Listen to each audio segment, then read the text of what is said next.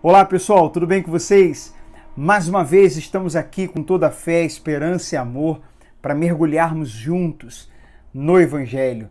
Essa é a sétima meditação. Quando iniciamos, eu não imaginava que faríamos 7 meditações antes de entrarmos no Mateus, né? No livro de Mateus, capítulo 1. Mas é como eu já disse numa meditação anterior, nós estamos pedindo ao Espírito Santo que nos conduza, que nos dê sabedoria, que ilumine o nosso entendimento, para que ele realmente nos conduza a fazer o melhor. Então, se fizemos essas 7 meditações, é porque houve realmente essa necessidade. E aí a gente está criando uma base para entrarmos em Mateus capítulo 1. E se tem uma coisa, eu também falei no início aqui com vocês, que nós não estamos tendo é pressa. Porque tem muita gente que essa série aqui se chama Mergulhando no Evangelho, né? Então, como eu falei, acho que na meditação retrasada, se eu não me engano, ou na passada, tem gente que quando ela entra no mar do Evangelho, ela sempre entrou de boia. Ela nunca mergulhou profundamente.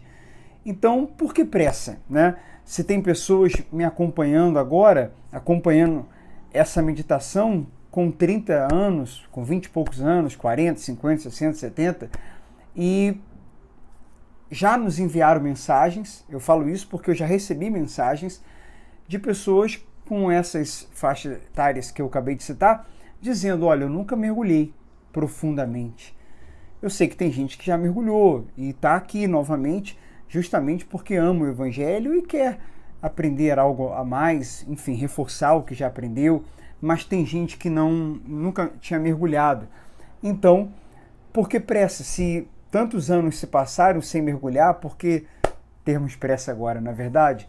Então vamos com calma, vamos sem pressa, mas vamos avançar, vamos em frente. Se o Espírito de Deus lhe tocar, ou você pensando, orando, raciocinando, perceber uma necessidade de assistir algumas dessas 7 meditações novamente, ou assistir todas elas, mais uma vez, colocar numa velocidade maior, coloca o vídeo, me coloca para falar mais rápido aí você consegue assistir um vídeo de 30 e poucos minutos em 20 minutos, você ganha aí tempo, né? Vale a pena também lá no canal do Telegram. Se você está me acompanhando agora e não está no nosso canal, me mande uma mensagem, entre também no nosso grupo do WhatsApp, entre no canal do Telegram, esteja em contato conosco, vamos interagir. E lá no canal nós colocamos 2 textos, um fala da nova aliança, antiga aliança, e o outro fala que Deus não habita, e explica, né? Fala também sobre congregar, tem muita coisa boa nos 2 textos. O segundo fala que Deus não habita em templos feitos por mãos humanas. Os 2 textos são ótimos, vale a pena, como eu já falei, ler e reler. Hoje nós vamos falar sobre a introdução, o caminho da introdução, aliás, o caminho da interpretação bíblica. Estou com introdução na cabeça, né? Porque essas 7 meditações é uma introdução para a gente entrar no Evangelho. Eu também falei, acho que bem no início, que nós leríamos, o normal seríamos ler um capítulo a cada meditação, né? Mateus 1, Mateus 2, 3 e assim sucessivamente. Porém, eu já percebi, já entendi que vão ter determinados capítulos que nós vamos realizar 2 meditações. Pode ser que a gente realize até mais, porque o capítulo é mais extenso, porque ele requer a explicação de determinadas coisas com mais tempo, uma explicação mais longa, mais profunda. Então, como eu disse, realmente nós não estamos mergulhando com pressa. Não há nem por que termos tanta pressa assim, tá bom? A gente está realmente priorizando qualidade ao invés de velocidade. Quando eu digo qualidade, essas meditações, essa série aqui não é algo tão profundo no sentido de complexo. Não é um curso de teologia, não são meditações sobre teologia. A gente está aqui passando, principalmente nessa introdução, a cristologia que há na Bíblia, né? É você olhar, como nós já falamos, para textos, inclusive do Antigo Testamento, com as lentes do Evangelho. A gente está falando da centralidade do Evangelho, colocando Jesus no centro de tudo, o Evangelho. E nessa meditação de hoje isso vai ficar mais uma vez claro, né? Ou vai ficar ainda mais claro. Então eu vou colocar aqui algumas telas e enquanto estiver aí na tela você pode anotar, tirar um print, não apenas da tela, porque na tela a gente está colocando só os títulos, né? Estamos colocando só os pontos principais, senão a tela fica muito cheia. Apenas quando colocamos versículos, aí fica um pouco fica com mais letras. Mas normalmente a gente coloca um título quando não é versículo, e aí o que a gente fala você pode anotar. É uma ideia, é uma sugestão, você tem que ficar à vontade, faça o que o que for melhor para você reter, guardar esses ensinamentos.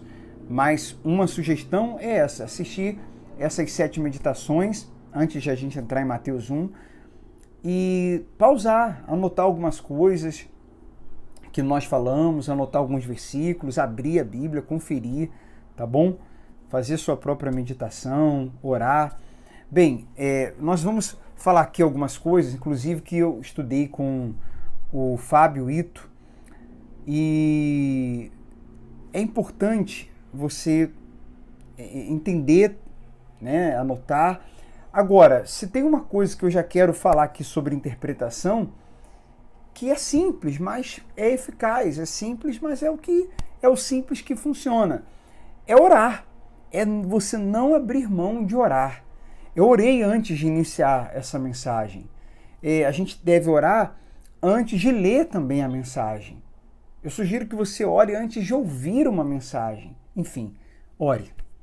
Ore, porque é aquilo, né, que você já deve ter ouvido. Quando você ora, você está falando com Deus. Quando você lê a Bíblia, medita, Ele está falando com você. Então, é na oração e na meditação que nós temos um diálogo com Deus. É essa comunhão.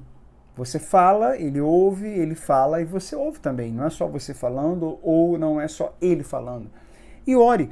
Ore para que, de forma sobrenatural, Ele ilumine o seu entendimento. Ele te capacite a entender. Fale com Ele com toda a sua fé, com toda a sinceridade, com todo amor.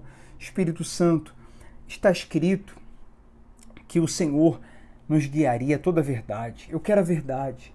Eu estou estudando e é comum que nos seus estudos, nos nossos estudos, algumas coisas fiquem confusas. Algumas coisas a gente não entenda assim tão rápido ou de forma tão clara. Isso não é ruim, não. Isso é sinal de que a gente está mergulhando. Isso faz parte do mergulho. E isso mostra que a gente tem que ler mais, ler de novo, ouvir de novo, conferir na palavra, reler o texto. Isso é bom, isso é bom. Agora, é claro, surgem dúvidas, surgem algumas questões complexas, mas você se esforça através de pesquisa, de leitura. Você pode perguntar lá no canal, você pode me enviar uma mensagem, a gente pode trocar uma ideia, a gente pode conversar. Enfim, eu também aceito que você dê alguma sugestão, que você opine, enfim, algum estudo que você fez, manda para mim também. O objetivo do grupo e principalmente do canal no Telegram é esse, né? É que a gente faça realmente essa interação. Mas ore, porque o Espírito Santo sabe de todas as coisas e ele vai esclarecendo. Não só a meditação, mas a oração vai te ajudar a esclarecer. Esse assunto aqui ainda não está claro para mim. Poxa, eu já li coisas diferentes sobre esse assunto. Espírito Santo, poxa, mais do que o fulano, beltrano, ciclano, mais do que o livro A, B ou C, a tua palavra, o Senhor, me mostra. Eu não quero saber para discutir opiniões, para entrar em debates. Eu não quero debater, eu não quero discutir quem sabe mais. Não é por ego, eu não estou buscando um conhecimento, eu não estou buscando entender o evangelho por ego. Eu quero realmente te conhecer, eu quero te entender, eu quero saber a tua vontade. Por isso que nós não começamos com teologia. Por isso que nós não começamos com livros mais complexos. É o evangelho. É o evangelho. O evangelho é tudo que a gente precisa saber.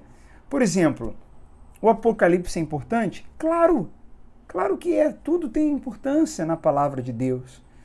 Mas o Apocalipse, ele vai falar daquilo que nós já estamos vivendo. O Apocalipse está muito ligado ao presente, né? Não só ao futuro, como muitos dizem, mas ao presente. Agora, existe toda essa questão, né, quando nós falamos de salvação.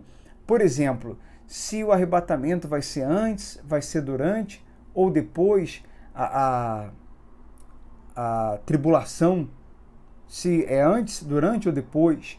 Quando surge esse assunto da grande tribulação, de arrebatamento, da volta de Jesus, são assuntos bons de se estudar? São. É importante? Sim. É bom que se entenda? Claro que é. Mas são assuntos fundamentais, imprescindíveis? Não. Não são. Mas o evangelho é.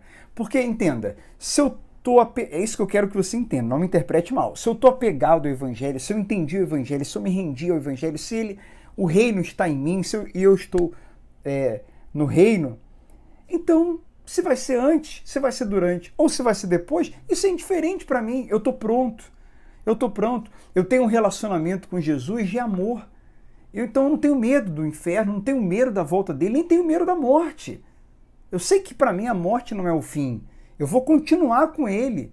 Eu não vou para o reino, já estou no reino. Eu não vou para o reino já está em mim. É esse entendimento que nós precisamos ter.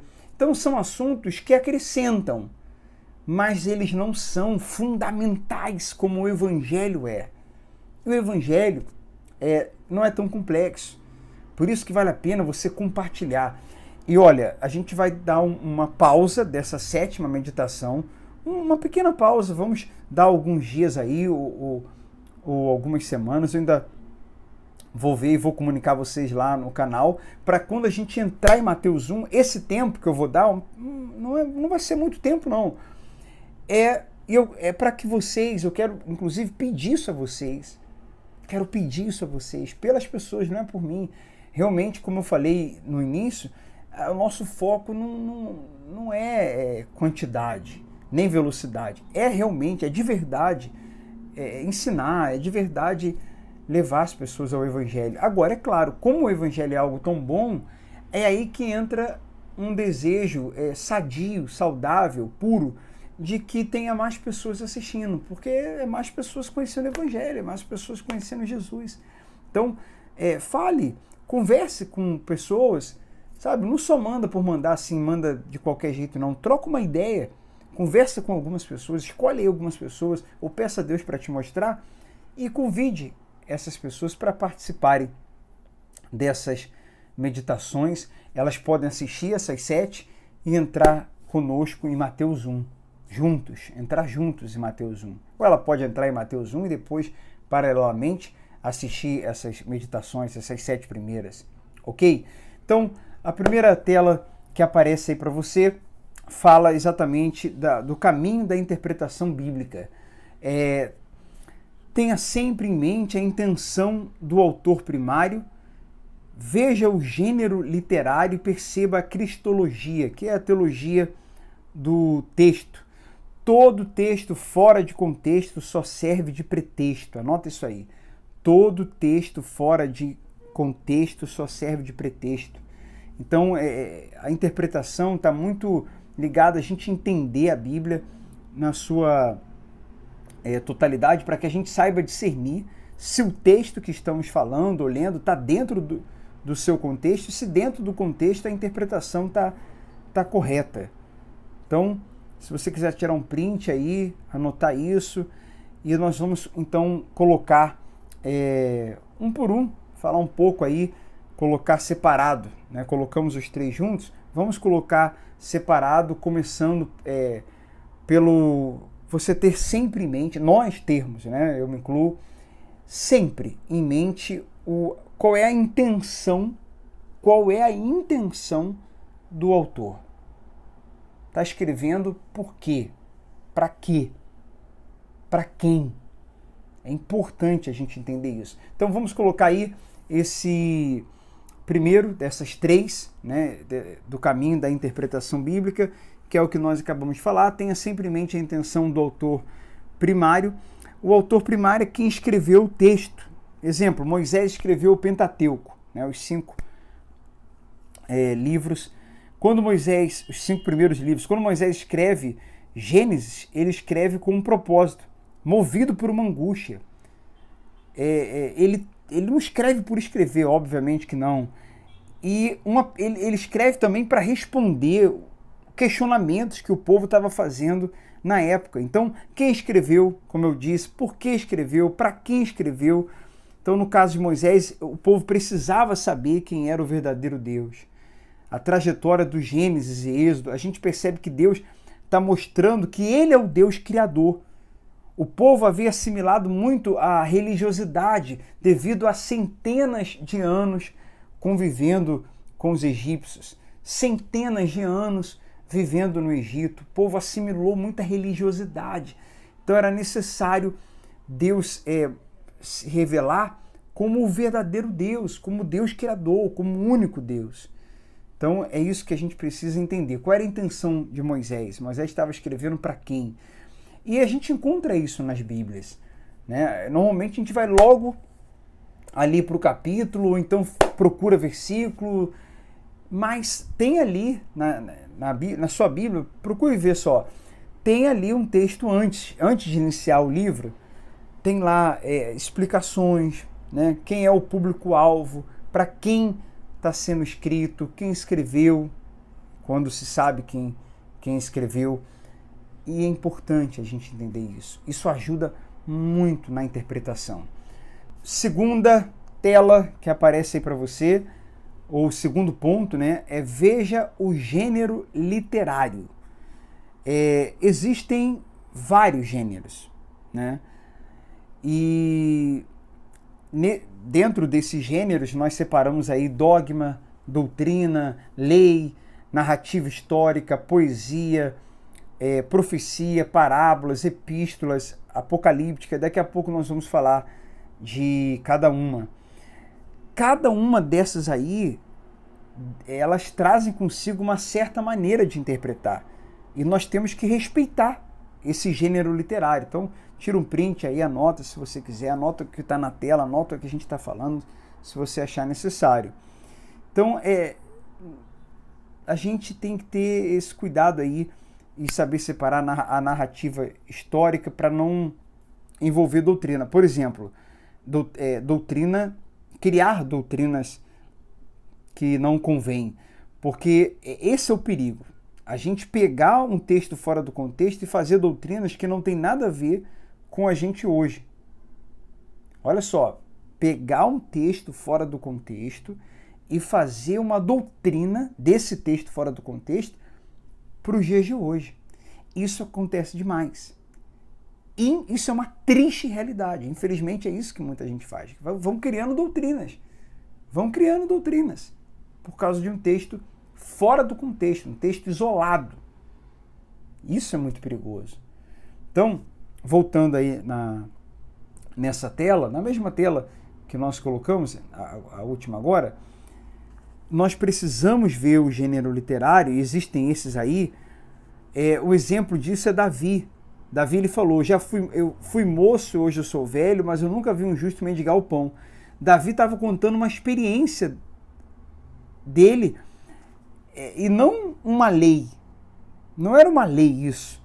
Era uma experiência particular. Se a gente não entender isso, então a gente vai classificar o seguinte: uma pessoa, se ela mendigar o pão, se ela passar alguma necessidade, então ela não é justa.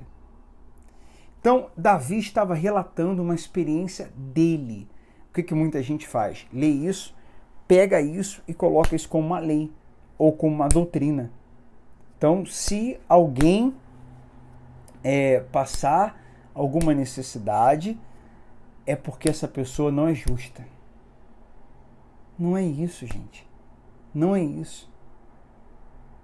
Davi relatou: olha, eu fui moço, agora sou velho, nunca vi um justo mendigar o pão. Eu nunca vi. Mas aí você me pergunta: mas Marcelo, um justo pode mendigar o pão? Pode acontecer do justo passar uma necessidade? Pode. Ele passa por aflições, mas ele tem bom ânimo, porque quem está com ele é maior. Ele vence, ele supera, ele não abandona, ele não larga, ele não desvia por isso, porque o relacionamento dele não é pelo que ele tem ou deixa de ter, é por amor. Mas se a gente pega só esse texto de Davi, só esse, a gente cria uma doutrina em cima do texto e faz uma afirmação que não faz sentido. Quer ver por que não faz? A Bíblia relata de um rico, uma parábola de um rico e um mendigo. O mendigo foi salvo. O rico foi para o inferno nessa parábola. E aí? O justo era o mendigo.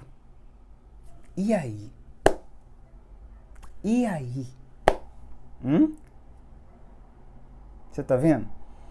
É o sistema religioso que faz esse toma lá da cá, essa teologia de prosperidade, essa coisa exagerada com respeito aos bens materiais. O evangelho não é sobre isso, não. O reino de Deus não consiste nos bens que possuímos. Não consiste. Infelizmente, a gente muitas vezes aprende errado e por aprender errado acaba ensinando errado, mas se a gente mergulha no evangelho, a gente desconstrói erros, aprende corretamente e ensina corretamente também. Graças a Deus por isso. Bem, vamos à próxima tela aí, ó. Essa fala de percebermos a cristologia do texto. Nós precisamos perceber a cristologia, que é o seguinte: todo texto, mesmo ele sendo do Antigo Testamento, ele é cristológico. Ele é cristológico. A gente já falou sobre isso aqui.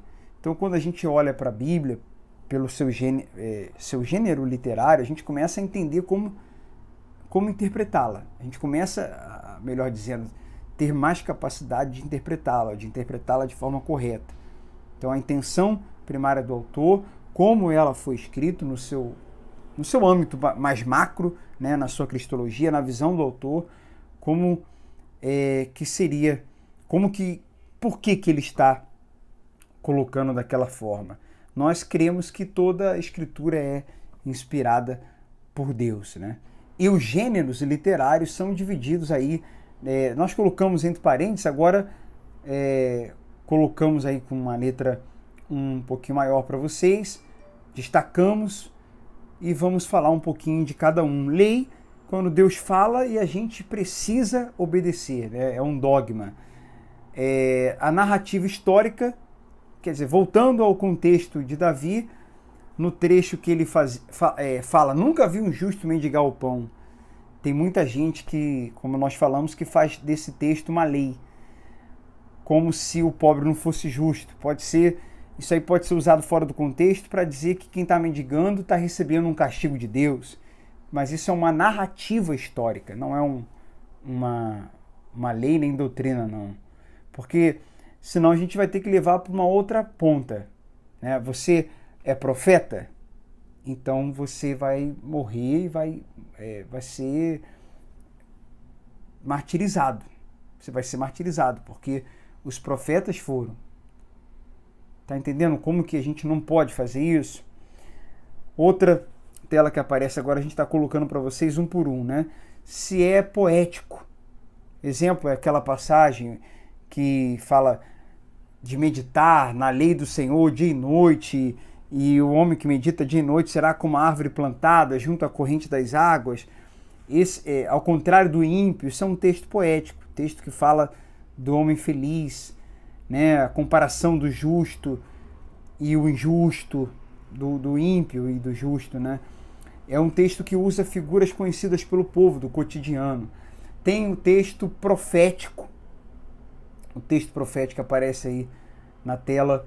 A gente está colocando ponto por ponto, né?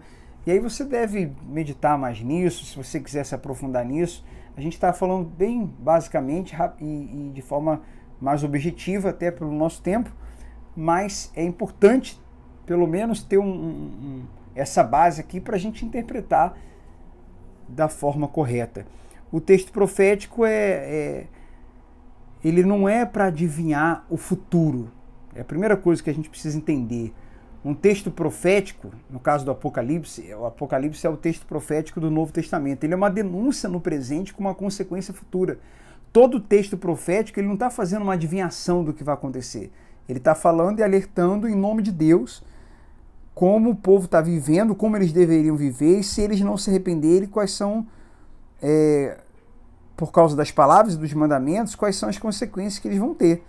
Então o texto profético, ele chama o povo para o arrependimento. Os textos de Isaías fazem muito isso. No Novo Testamento, como eu falei, Apocalipse faz isso. Denuncia o presente, fala das consequências futuras e chama para o arrependimento. A carta às igrejas do Apocalipse faz isso com maestria. Outro ponto aí desses gêneros literários são as parábolas. As parábolas, um terço dos evangelhos são parábolas. Não sei se você sabia disso. E as parábolas são o seguinte, são ilustrações que mostram sobre o reino de Deus. É o tema central de toda a Bíblia. O reino de Deus é o tema central de toda a Bíblia. Como na época